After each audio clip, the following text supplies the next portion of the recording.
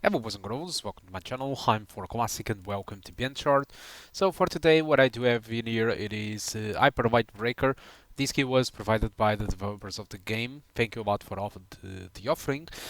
And I'm trying this game as usual on my GTX 1650 Super. This game it is using Unreal Engine 4. It's still on early access, possibly because of that the performance is not great. So as usual on my videos I'm just starting with the game at 1080p using those settings, which actually does use 70% of resolution scaling. So it's pretty much almost 720p upscale to 1080p by using, I do believe, TAAU from Unreal Engine. And so I decided to move on to the generated world, and this looks like garbage, to be honest. It's running about 80 frames per second, 90 frames per second. We have absolutely zero lightning by using those settings, which is the potato settings for this game. The level requirements of this game specify that you need at least a 1050 or a 1650 for 30 frames per second, but I don't think it is for the most settings, because the most settings are like this. We are getting about 80 frames per second, so we are clearly not at 30, far from it at least, which is very cool, but graphics looks like crap. The game only starts to look good when you decide to use settings like median settings. Okay, so we are at here, so settings, I'm just going to force again the median settings just for you to have an idea how it looks. So 70% of resolution scaling, it is now 80. We do have some shadows right now.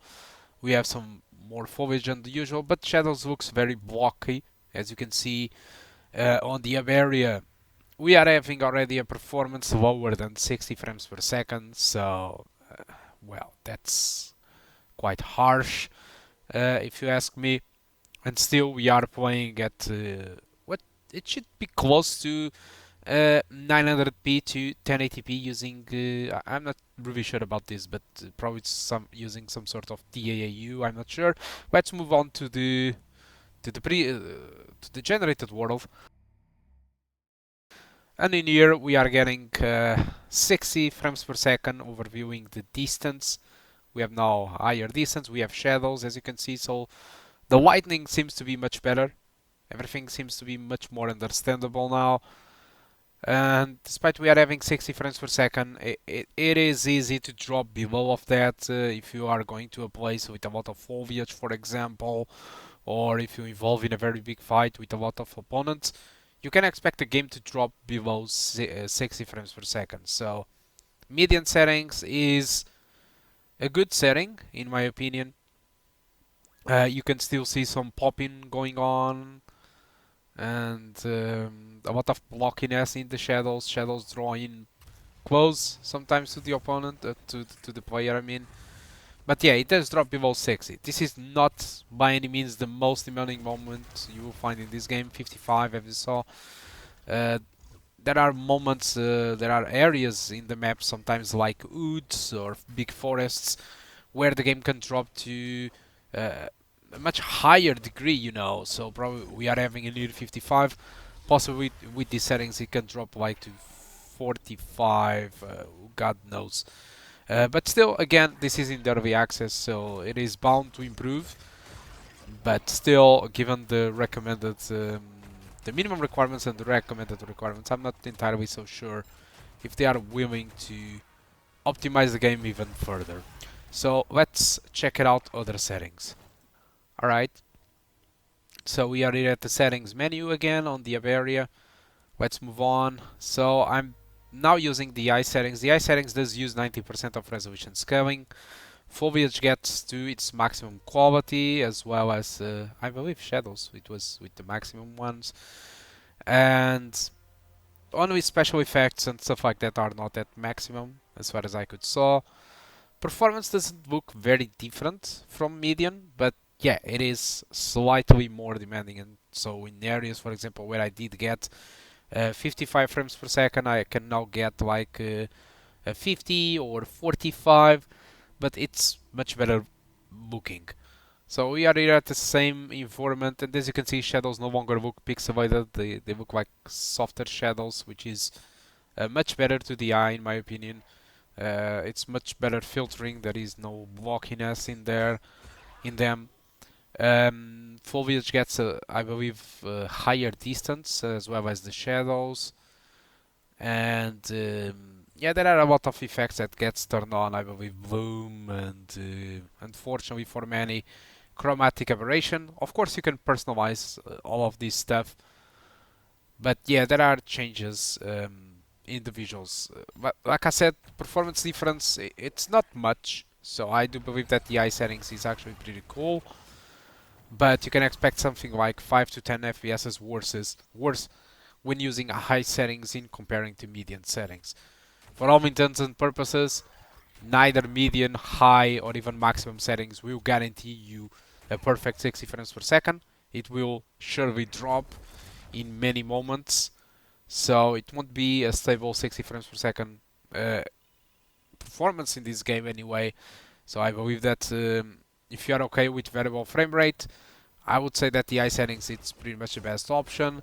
But if you are willing to sacrifice a little bit the shadow quality, the distances, and the smoothness of the image, I should recommend you to median. But again, all of them do drop below 60.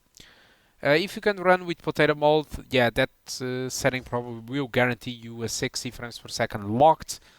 But I mean, it's very potato-ish. Alright. So let's move on to the maximum settings in here. So here we are at the hub again. This time around with everything on maximum quality over here.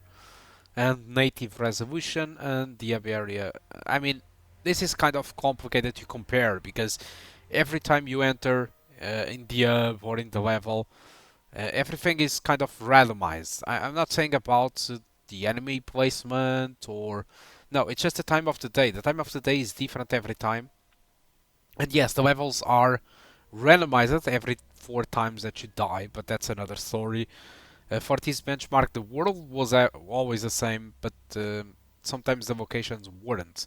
So, doing a little bit of gameplay with the eye settings that you weren't really able to see, I got a little bit more further, alright, in the world, so I'm not really playing near the same environments as I was in the 3 previous settings that I did try out.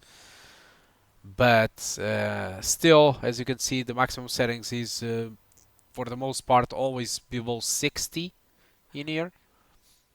Only when overlooking the the sky is when I do get more frames.